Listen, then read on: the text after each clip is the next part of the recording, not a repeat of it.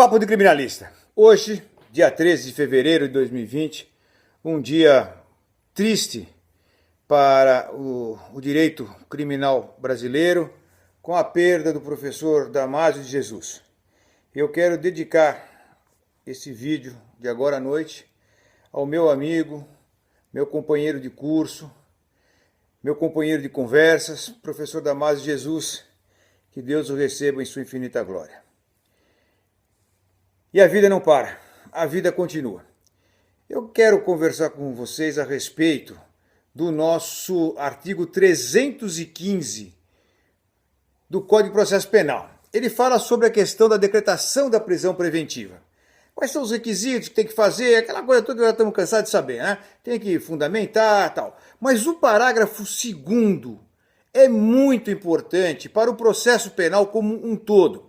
O parágrafo 2º diz o seguinte, que não se considera fundamentada, e aí é importante, qualquer decisão judicial, seja ela interlocutória, sentença ou acórdão, eu penso até em despacho, ata, porque a ata está lá decidindo alguma coisa, ou está narrando uma decisão.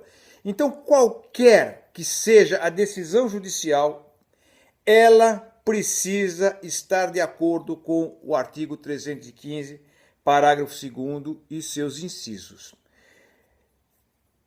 O inciso 1º diz que limitar-se à indicação, à produção ou à paráfrase de ato normativo sem explicar sua relação com a causa ou a questão decidida.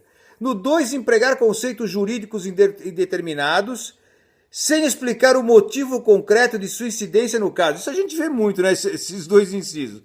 O 3º, invocar motivos que se prestariam a justificar qualquer outra decisão. É aquele famoso garantia da ordem pública, o crime traz perigo para a sociedade, o crime de tráfico é um crime que causa desassossego social. Tudo bem, tudo isso nós já sabemos. Isto não pode ser usado como fundamentação de qualquer decisão judicial, principalmente as decisões de mandar prender, decisões de condenação, decisões de manutenção de prisão preventiva. Isso é muito importante se decidir. Hoje mesmo eu recebi uma comunicação de um dos nossos papistas, um dos nossos seguidores, mostrando, não é em São Paulo, é fora de São Paulo, uma decisão do juiz que a cada 90 dias tem que indicar por que renova ou não renova a prisão preventiva, e de caráter absolutamente geral, diz o seguinte, que os motivos que ensejaram a decretação preventiva lá atrás estavam valendo.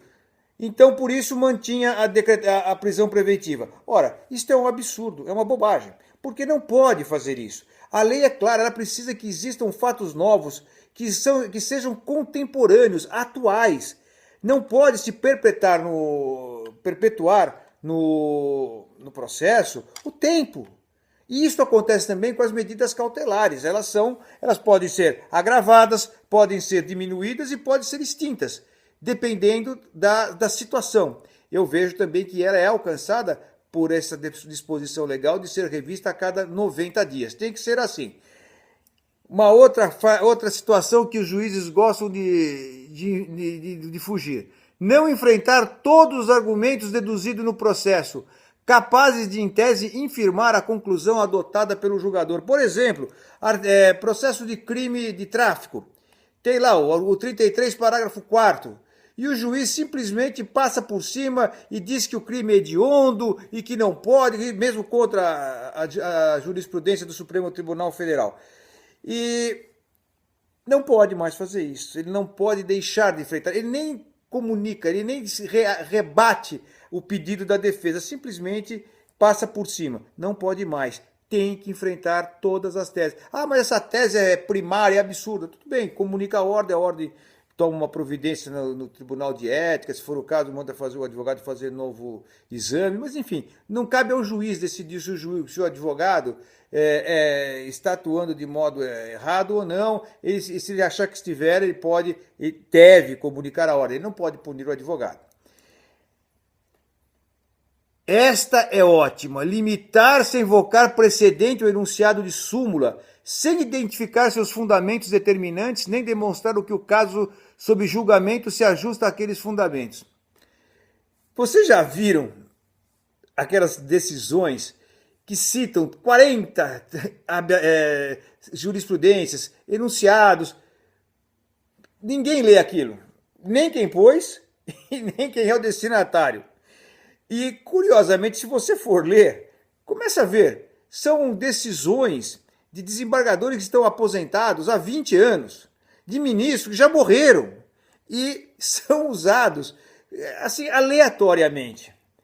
Há precedentes. O que é dizer precedentes? O Lênio Streck já escreveu sobre precedentes, o Aurí Lopes Júnior, o Alexandre de Moraes da Rosa já escreveram muito sobre precedentes e tem artigos brilhantes desses três aí, de outros, como o Jacinto Coutinho, o professor Geraldo Prado, enfim, tem Mauro Nassif, tem muitas matérias sobre esse assunto que são importantes. Então não pode mais ficar a jurisprudência, muito bem. E o que tem a ver a jurisprudência com este caso? Tudo que for citado agora tem que ter relação com o caso sob julgamento. Não é simplesmente fazer de uma decisão um carro alegórico com um monte de petição, aliás, um monte de citações jurisprudenciais. Não. Tem que atacar o ponto. Isto é isto, aquilo é aquilo. E está resolvido. E esta última aqui, o sexto, é muito curioso. Deixar de seguir enunciado de súmula, jurisprudência ou precedente invocado pela parte, sem demonstrar a inexistência de distinção no caso em julgamento ou a superação do entendimento. Essa é muito boa. Quantas vezes vocês já foram assistir julgamentos no Tribunal de Justiça, principalmente de São Paulo, e você vê lá decisões assim, não, doutor, aqui nós não acompanhamos essa súmula do Supremo, não. Não, aqui, essas decisões do Supremo, nós não acompanhamos. Não vai, aqui nós temos a independência de julgar. Lógico que o julgador tem independência.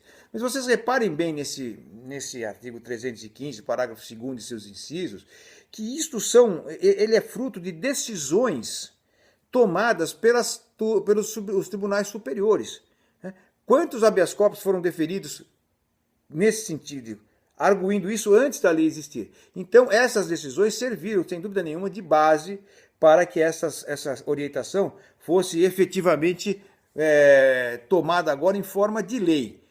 Não pode simplesmente deixar de seguir porque, no seu solipsismo, eu entendo assim e acabou. Não pode. O juiz está atrelado ao processo. Ele está atrelado às coisas dos autos. Não pode sair por aí dizendo que aquela súmula que é para o caso não se aplica.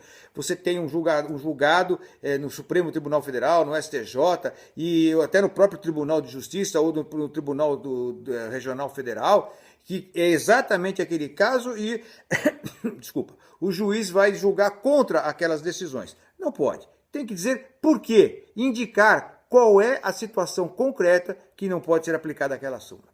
Meus amigos, eu deixo aqui um grande abraço a todos. Esse seu Instagram, esse seu YouTube, esse seu Facebook, destinado exclusivamente à advocacia criminal. Nós tratamos da lei, mas tratamos da aplicação dela na advocacia criminal. Como o advogado faz a roda girar. Esse é o nosso objetivo. Eu quero, então, mais uma vez, eu e o Mauro Nassif, meu querido amigo, deixar os nossos votos de condolências à família, aos amigos do professor Damásio Jesus, e que foi um particular amigo, que eu senti muito o passamento dele. Papo de Criminalista, a gente volta, um grande abraço, fiquem com Deus.